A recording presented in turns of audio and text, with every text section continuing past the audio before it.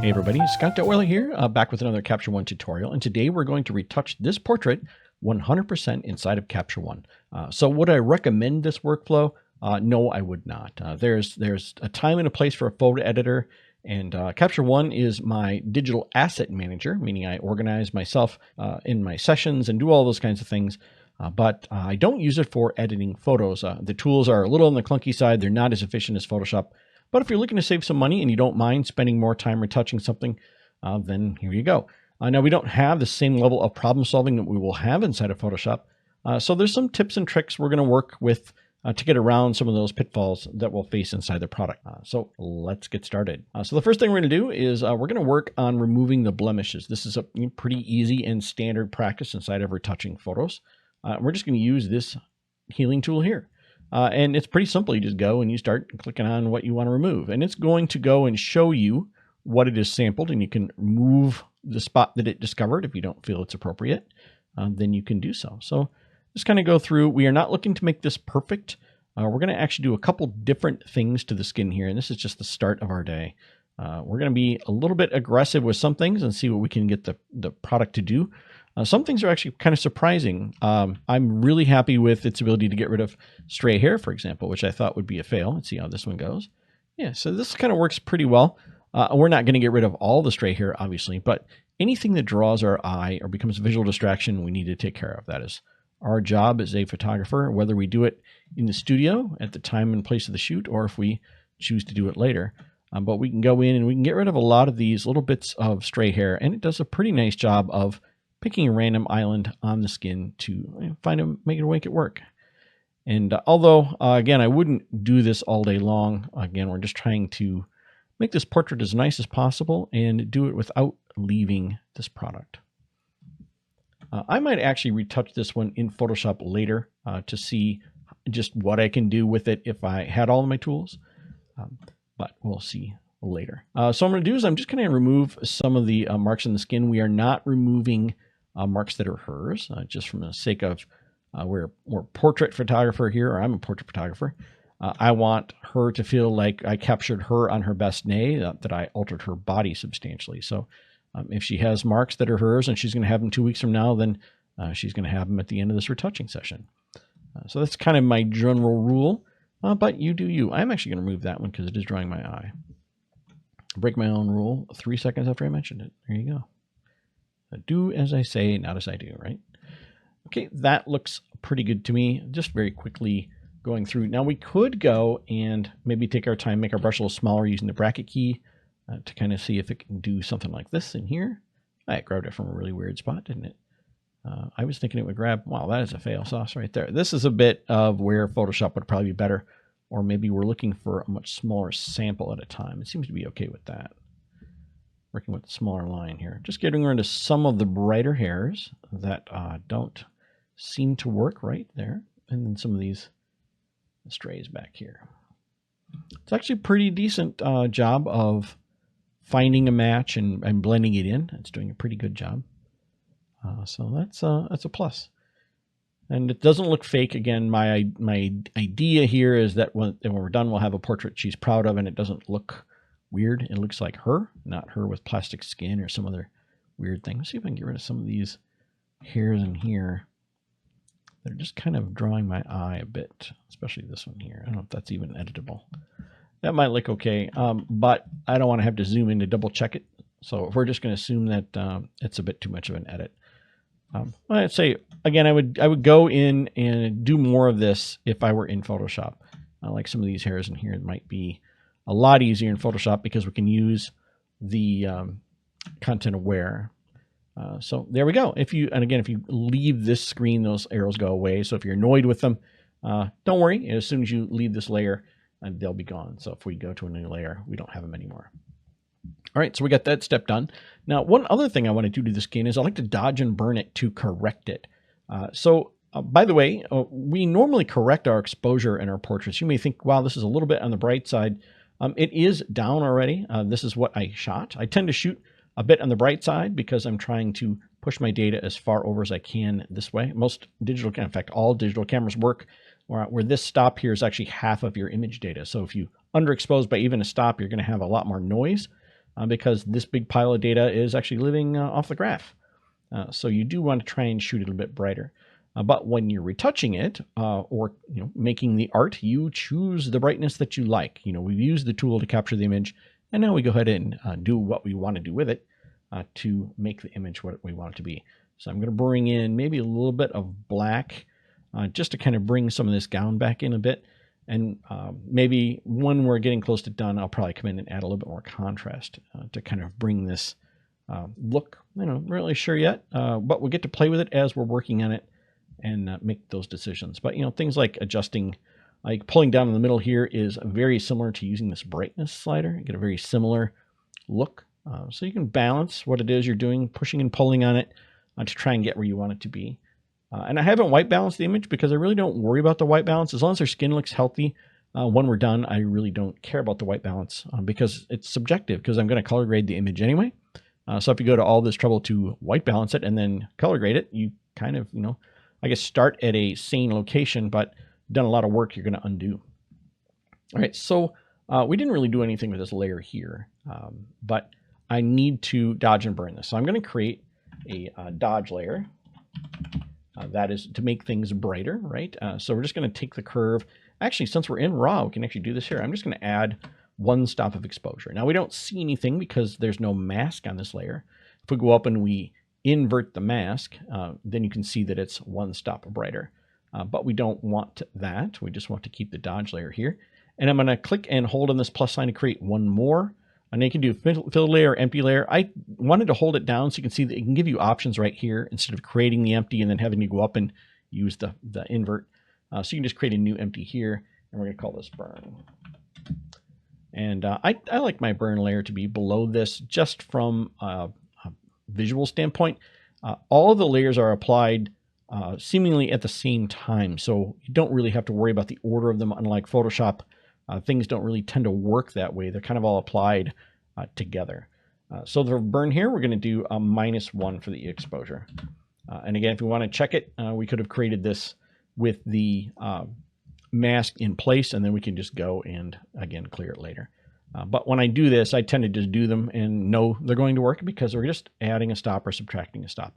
Yes, you could use a curve to do this, but the power of RAW is being able to interpret this data much more accurately than curving it.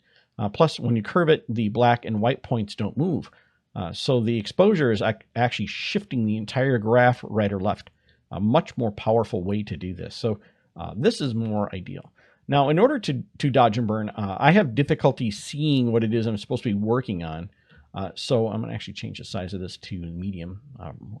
I don't think the goofy sizes of these specific panes, I don't understand them, but I'm constantly changing them. That's just part of Capture One. I need to make this into black and white so I can actually see what I'm doing. I like one more curve on the top, and this, I actually am going to invert this curve. I should have done that. And what I want to do with this is I want to use it to see the blotchiness of her skin. I'm trying to make it as blotchy as I can so that I can see what it is that I need to dodge and burn. And this doesn't really help you right now, but if we go to the background, and you must do this in the background, by the way, and you can enable black and white. Now, you can move these panels around and put them wherever you like.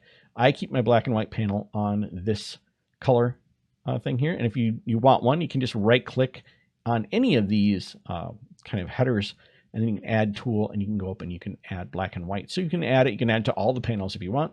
Unlike Lightroom, you can move things around as you would need. So I'm just going to add that there, and I'm going to enable black and white. And the reason I do that is now it becomes much more obvious to me what parts it is that I need to work on. So I'm going to go here to her face, and I am not paying attention to how this looks. I am simply going to be curving this so that I can find the blotchy parts of her skin, right? So don't freak out if you're like, what the hell is he doing? Don't worry about it. But what I'm trying to do is I'm trying to find those spots that need a little love. And you can see here how we got this dark island kind of underneath the eye here, or across the bridge and then the tip of the nose here, and a little bit here and by the brow. These are areas I want to brighten. So I'm going to go to the burn layer. I'm going to go to brush. That's a giant brush. I right click, by the way, to bring that up. You can also use your the right and left brackets, and you can also right click and move your mouse right and left, but this works horribly. I know they said they fixed it, but it's unusable. So I tend not to use the Alt right click like you do in Photoshop, so adjusting the brush size is a bit slower. I also want my flow to be very low. For some reason, you can set your flow to 0 in Capture One, which I don't know why that's handy. We're going to set that to 1. So I always use 100% opacity because if I flow over it long enough, it will reach 100%. That's typical for me, and if I need to do something else, then I'll adjust it. I do not use a mask. We'll talk about masks a little bit later on, and I'll show you some of the masking tools that they have for adjusting the mask, but at this point, I really don't care about that. I'm just subjectively going to paint in a bit of brightness. And see, I've got these mixed up. I got my burn layer there. I meant to grab my dodge layer. So I'm just going to draw on this a little bit and brighten it up. Now, Capture One does this thing where it kind of lowers the resolution as you're drawing, which can be a little bit annoying. So we got to kind of work through that a bit. Don't get too close to your subject here. If you're thinking, wow, you're really far out. This young lady here is not my wife. So if I get really close in there, I'm going to be there for hours. And that's not really something I want to do for a person who's a friend, but not my spouse. So if I want to spend 4 hours retouching a cheek, then you go ahead and you zoom right in there. And then you'll like, wow, where'd the evening go? And why is my wife angry with me? That'd be the reason why right there. So just kind of going through and lightening and darkening this. So if I hit M on my keyboard to see the mask, you can kind of see what it is that I've done. Wow, that looks really weird, doesn't it? We're making a very goth picture suddenly. So I'm just looking for areas that draw my eye. So if I want to, let's say, go on here to the chin a little bit and just kind of brighten some of these darker spots that you see. Same on the arms here. And we're going to change this a bit, so don't freak out if you're thinking I'm going to retouch the whole picture like this. Don't worry. But when we're done with this part of this, you'll understand why I chose to do it this way, I think. And then once that's good, I'm going to go back to this. This is my working curve. We could call it that.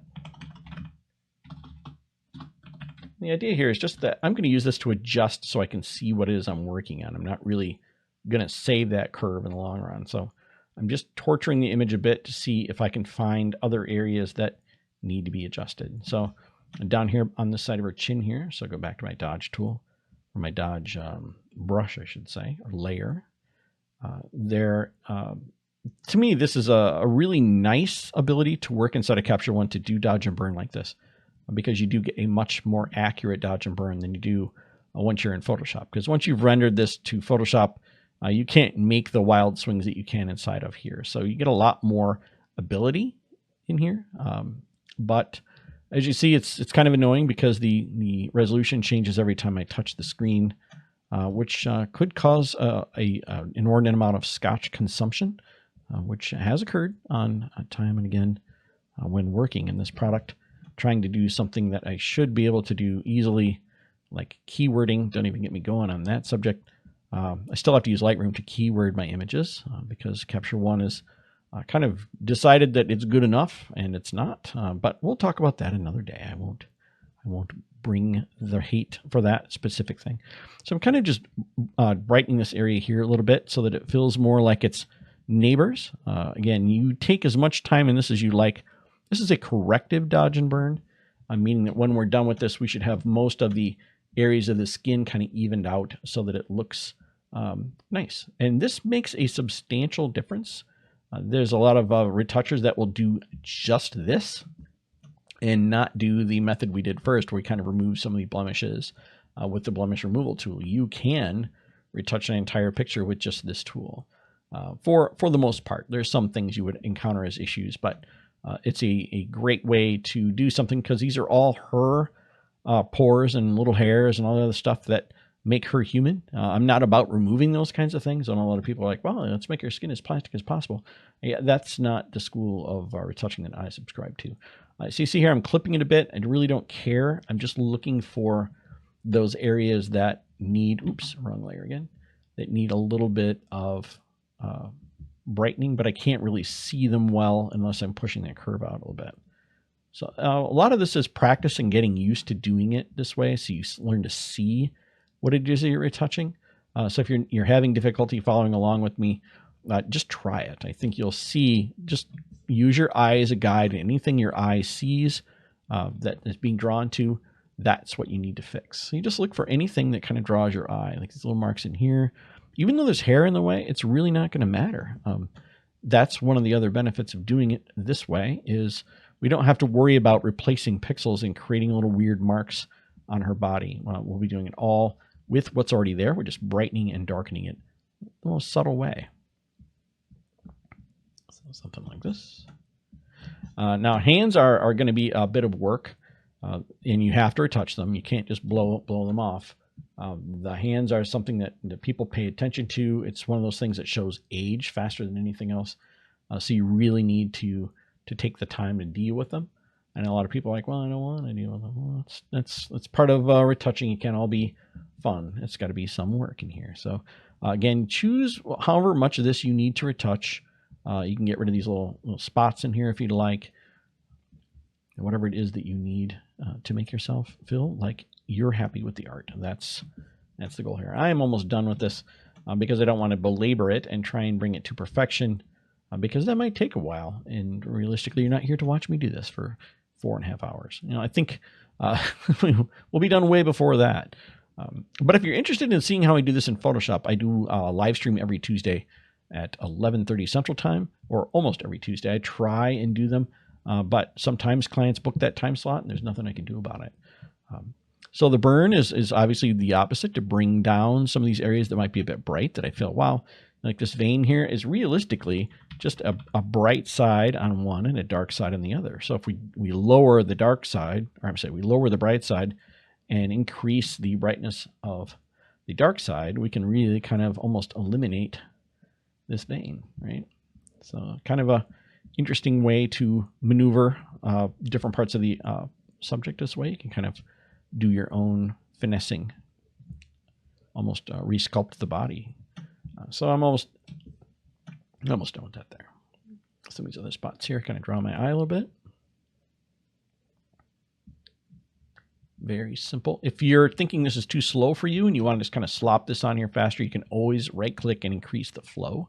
It's like we could probably go to 2 and not encounter too much of a problem. But sometimes this is a bit aggressive, and then I'll feel like, wow, I'm spending more time undoing what it is that I did. So I think this looks pretty decent. One of the major areas you always want to hit here is this little neck crease. No, never skip that. That's another one of those things that show age of a person faster than anything else, is that little magical neck crease there. Just kind of make sure we're done here. All right, that looks good to me. Don't get rid of too much of this under pocket of the eye here. I mean, you do want to soften it a bit, but remember the eye is an orb, so you don't want to remove it. Otherwise, things get a little weird. So once we're done there, I'm going to go back to my color layer, or my background layer, and actually, you don't even have to click on it, but that will disable that. So what did we do? What was that worthwhileness? So here's the difference there. And I think that's pretty substantial. It's subtle, but it adds that little bit of polish. Now, we didn't really use the burn layer much here, but that's another one of those that you should use these equally in an ideal universe, but we didn't. So there's that. We can also do a Y right now, so we can see our before and after. So if we put our exposure back to normal, like this, we can always do these again. Then we can see our before and after on the skin.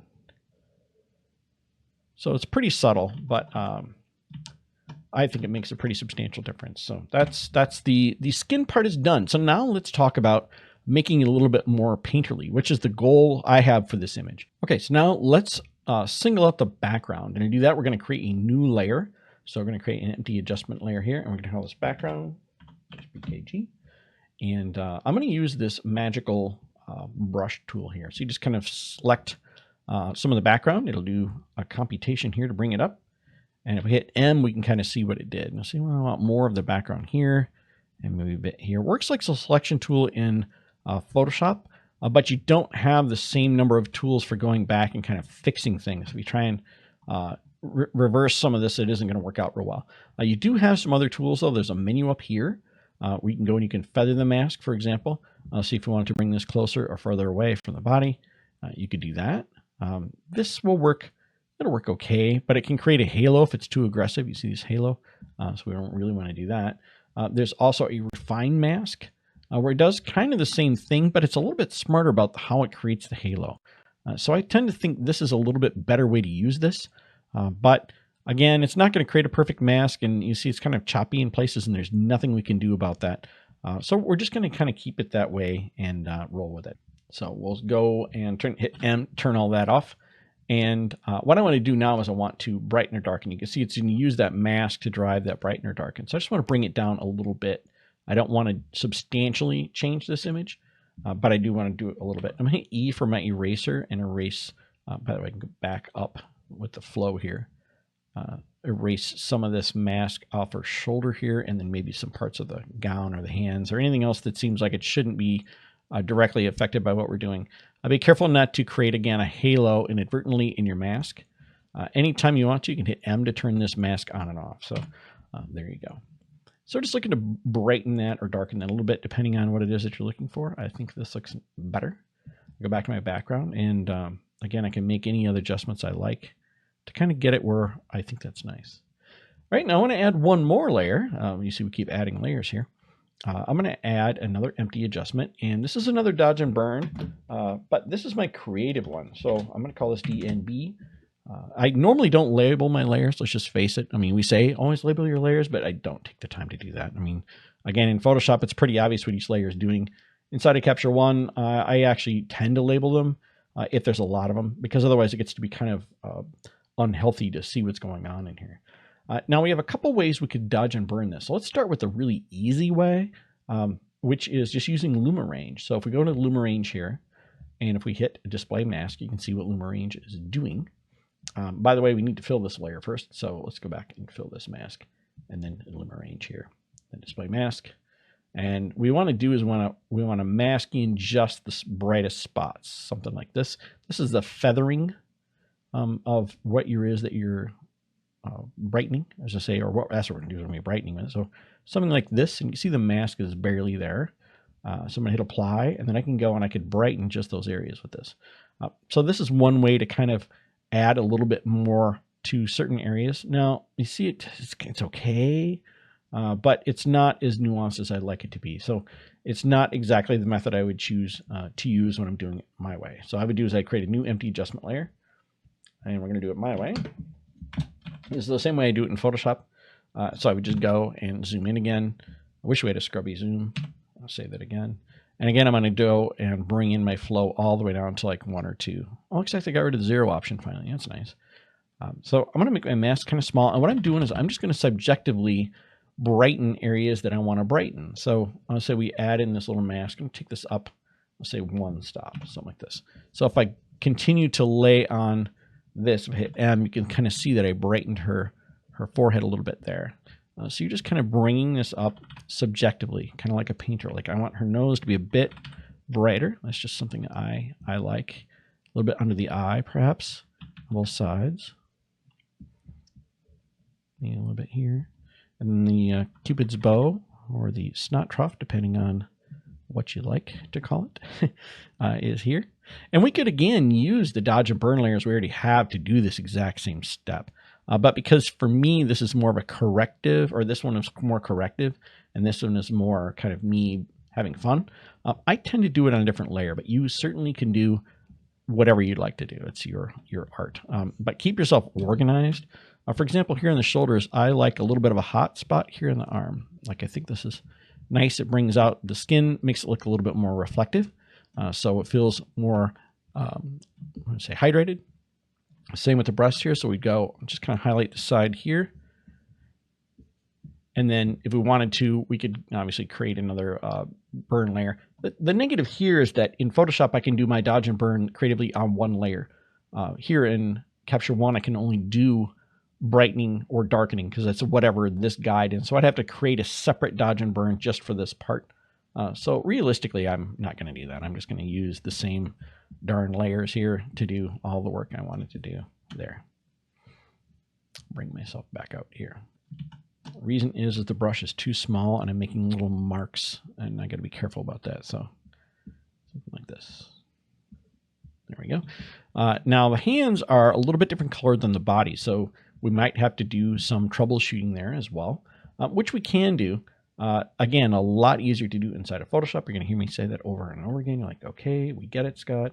That's a lot. I know. Sorry. And I used to do all my color work in the background, but I'm probably going to do this one up here just because. And I want to work with just those parts of the hand. So I'm going to go to the color editor and I'm going to pick like part of her skin here. And you can go down here and you can click view selected color range. And it's going to show you all the parts of the body that are using that color range, which is going to be a lot of them, obviously, because it's their skin. So we could try and find just the parts of the colors of the hands here that are annoying us. That's that darker red color. That's not the color I would like to have there. So something like in here. So just right in there. And then I can go ahead and change that and then apply it, use the mask of that layer. So that's one way to do it. But this is, I think, a little bit laborious for what I tend to like to do. But that's certainly one way that you could do it. The other way is to use the skin tone here. So you go and you pick a skin tone, and it's going to give you all these options down here for uniformity. So again, you could double check that you have all your range. We don't want the lips involved probably, so maybe we'll end up having to go and remove those later. But it's going to try and merge all of these colors here for like the hue of a hands together. But it's also going to do that for all the rest of the skin and the lips and the hair and anything else that's selected within this pie chart. So by using this here, we can kind of select just the skin or the parts of the skin we want to affect. I find this, again, pretty darn fiddly. I would have been done with it by now in Photoshop.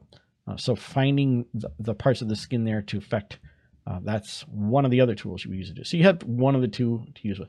But I think in this case, I actually might be able to get away with murder here. And if I just brighten her hands a bit, I think that will be okay. I think that part of this is just the fact that her hands are a little bit lower in the screen and are kind of discolored because they're lower. So if I just brighten them up a little bit, again, hitting M for our mask, we can kind of see what we've done there. So I think that looks a bit better. And that looks pretty good.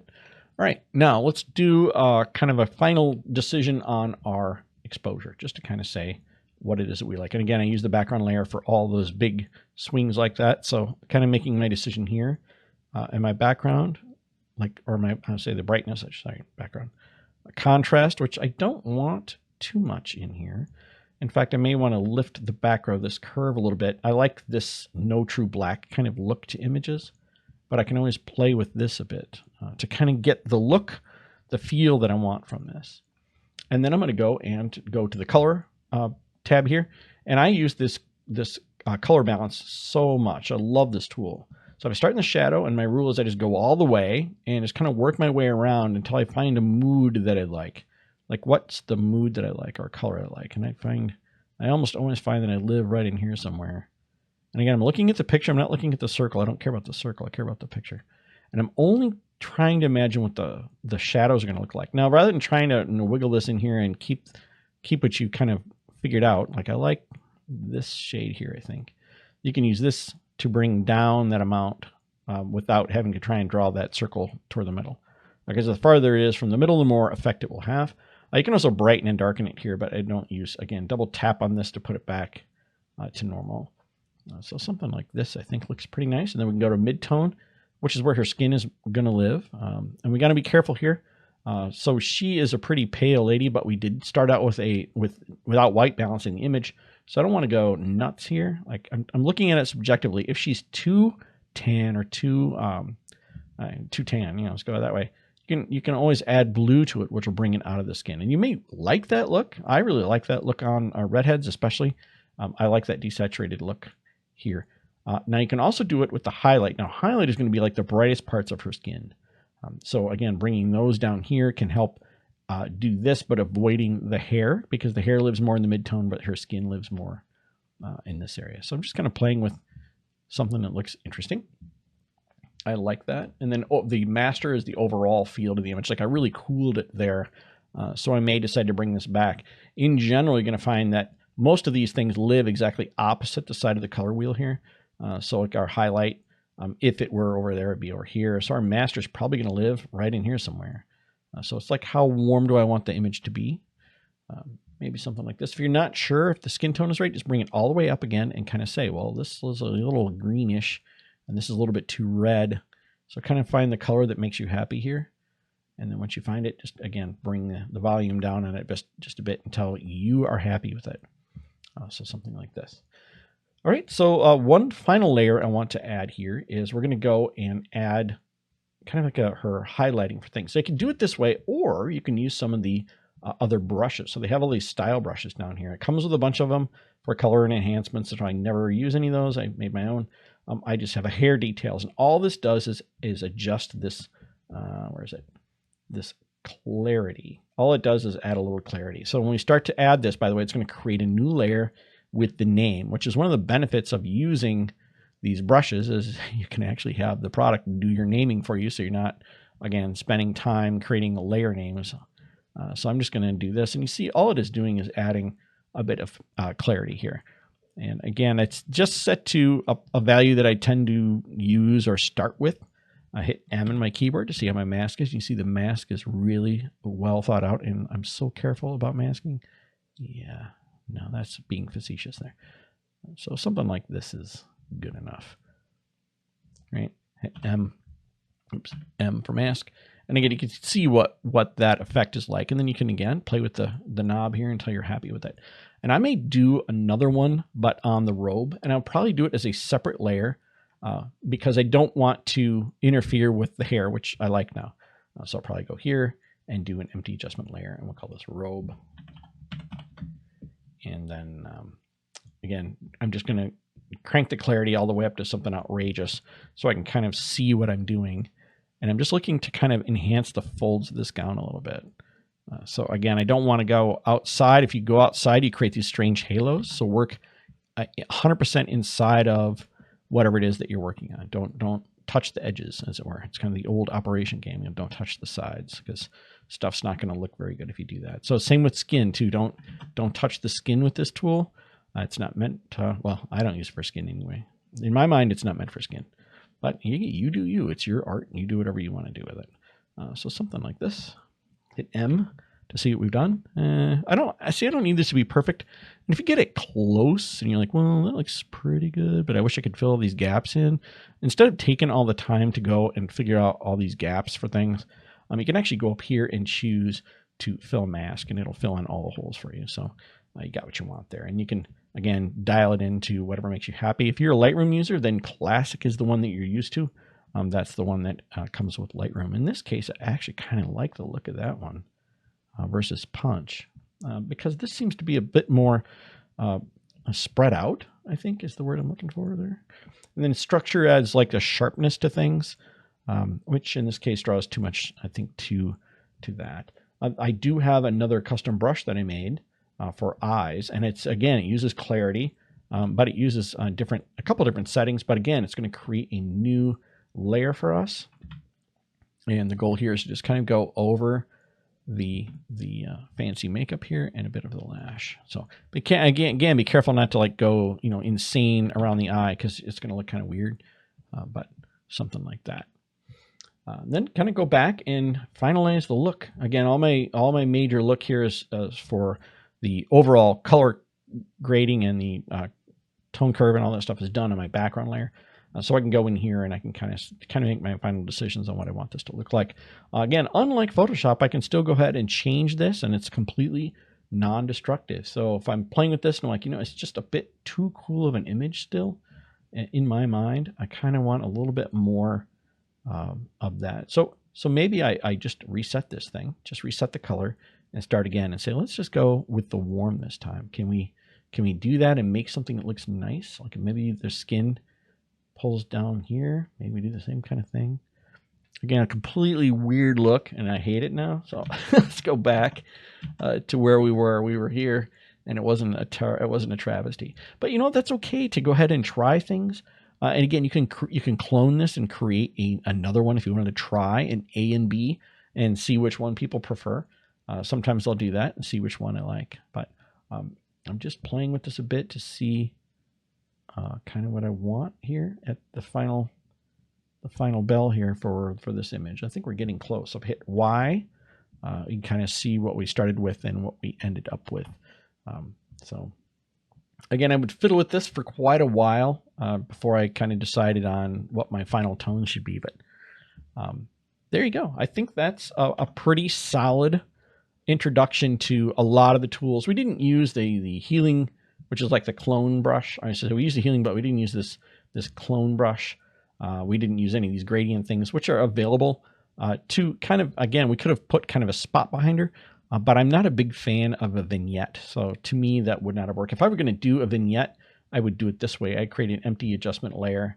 I would go to my clarity, to punch, ramp it all the way up, and then just grab a brush, a big brush, and I would see low flow here. What's my flow? Flow is 100. Well, I'll just kind of yuck it in here. I would do something like this, where I would just kind of play with the background because there's a slight texture in the background anyway. That'll kind of bring that out. And then once you have it where you want it, so you can kind of see this halo here, then we can go and we can go back to that layer and we can lower the opacity of the layer if we'd like to, so it isn't as obvious what we've done. But to me, this is just, this image doesn't need this type of treatment, so we're just going to get rid of that and call it good. All right, so what I would do now is I would leave this sit for an hour or so and come back to it with fresh eyes, because I'm already thinking that maybe it's just a little bit too orange still, but you never know. I just need some time to walk away from it, do something else, come back and see how it looks. But that's the idea of kind of how to keep track of stuff in Capture One. I know it's rated as 1 star. I don't know how that happened. Red to me means this is an image that I want to work on. Out of all the ones the client has selected, it's one of my favorites. And then when I'm done, it's going to be set to blue. And that's kind of my signal to myself, here's your raw. And then the retouched Photoshop version would be purple. So that's my workflow. In this case, there won't be a purple. If I decide to keep this, then this will be good enough. And I may actually keep this. It turned out pretty well. There's a few things that kind of my eye is drawn to, but we'll check it again in an hour and see how it goes.